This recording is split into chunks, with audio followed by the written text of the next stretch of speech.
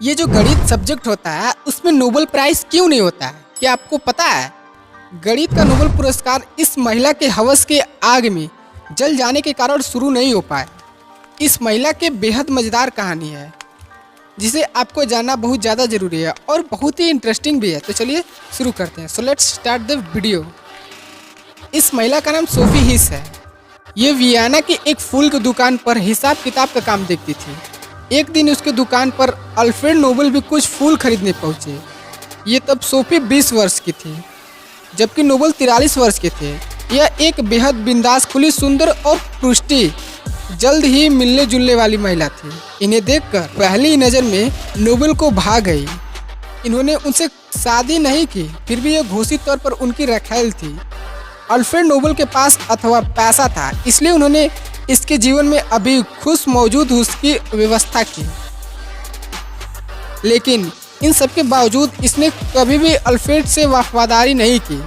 इसने एक बेहद स्थिर वित्त की खुद की विरासत तारीफ करने लगी। कई पुरुषों से अय्याशी करने वाली आत्मबुगुंद बेलौसी बिंदास महिला थी। उसी समय स्वीडन में एक जाने माने गणितज्ञ रहते थे। उनका नाम था गोस्टा मिटलैंग लोफलर।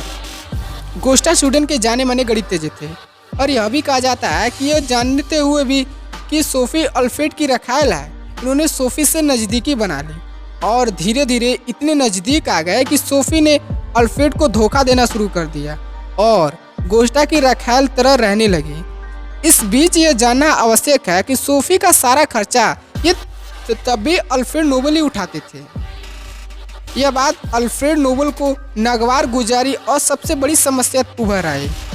उन्होंने सब कुछ बर्दाश्त करके भी गणितज्ञों को भी नोबेल देने का सोचा तो लोगों ने कहा उस समय का सर्वश्रेष्ठ गणितज्ञ गोस्टा ही है, इसलिए उन्हें ही मिलनी चाहिए।